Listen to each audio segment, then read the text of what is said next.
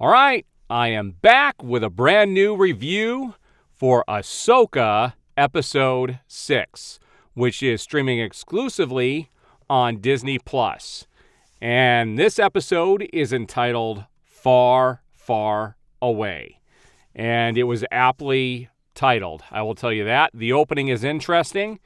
And I've got to tell you before I move on with my recap of this episode that if you don't want any spoilers at all, you should actually leave the review right now, because it is impossible to talk about this episode without giving away spoilers. So this will be definitely, it's going to be spoiler filled. Now, this definitely picks up right where the last one left off, where Ahsoka is on her way to find Sabine, Thrawn, and also Ezra Bridger. And, you know, this is one of those episodes where it was not as good as the last couple of episodes, but it was still pretty good. I did think this episode did drag, especially in the middle. And we were just, dying to get to Ezra and also Thrawn in this episode. So what's funny is Ahsoka is really only at the beginning of this episode for just a couple of minutes in the opening sequence, and then she's not seen again. We then are brought to where actually, Baylan and Shin and the witch, I always forget her name, Morgan Elsbeth, and her, where they were headed. Come to find out, it's a planet. I can't remember if they said it was the home planet or where they trained, where the witches of Dathomir basically originated from. And they are encountered by 3 other creepy-looking witches there who immediately enslave, well, not enslave, but they do lock up Sabine so that she can't go anywhere. You get to see Baylan in this one. You get to see a different side of him. And you can see in some of the other episodes where you could tell that there's something going on behind the scenes here. And you're getting a little bit of his plan during this episode. Not a lot, but you find that he wants to create a future where I don't think there's a light or a dark side. I think he wants to blow everything up, to be honest with you. And it's really sad that Ray Stevenson died before this was released. I don't know if the character is going to survive this season, but it would have been interesting to see more of him in the future.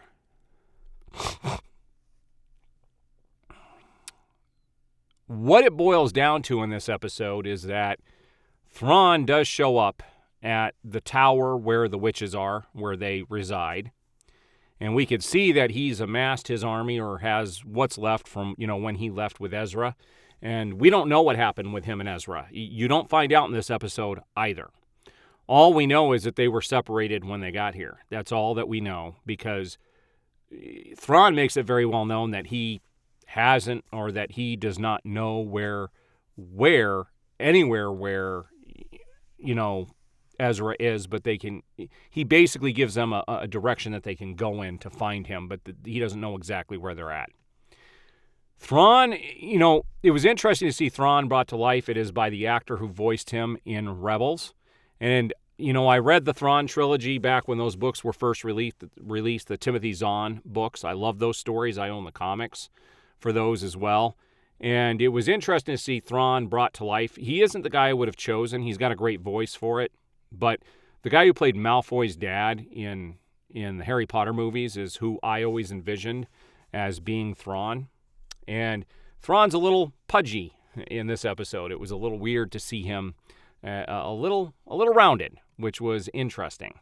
But we get to see his stormtroopers and everything, and there's a lot of gold etched into a lot of things in this episode. The stormtroopers, his personal guard has gold on his mask, and it's not a normal stormtrooper helmet. They're definitely doing some interesting stuff with the aesthetics. But in the end, Thrawn's mission is to get off of this planet and get back into the normal part of the galaxy. He doesn't care what happens to Sabine. He doesn't care what happens to Ezra. His main mission is to get off the planet. Now, while they're there, he has a conversation with with Morgan and tells her, he actually sends, first of all, he sends Balin and Shin off to go to actually follow Sabine in case he finds Ezra. And Thrawn told him, if you find him and you find Sabine, kill them both. He wants them dead. And while they're off going to search for Sabine and for Ezra, he tells Morgan that they're our second priority. Our main priority is to get off this planet. So I wouldn't be surprised if he decides to leave them behind. But we all know that Ahsoka is going to be following behind. In fact, at the end of this episode, the witches go to Thrawn and tell him, there's another ship approaching with a Jedi. And that's when he looks at Morgan and he goes, would this be the Jedi that was supposedly dead? Morgan's like, I don't see how she could have survived. And he's like, oh, well, we're going to assume she's alive until we know 100% that she's dead. Now, at the very end of the episode, we do have Sabine, who finds what I call the Erocks. We don't have Ewoks in this episode, but she finds what I call Erocks. And Erocks are basically another... there are these creatures that are out there on this planet that look like rocks. And then they get up and they have these high-pitched, squealing kind of voices but don't speak English. And they have befriended, basically, Ezra, and they take Sabine to Ezra. So we do get to see Ezra in this episode.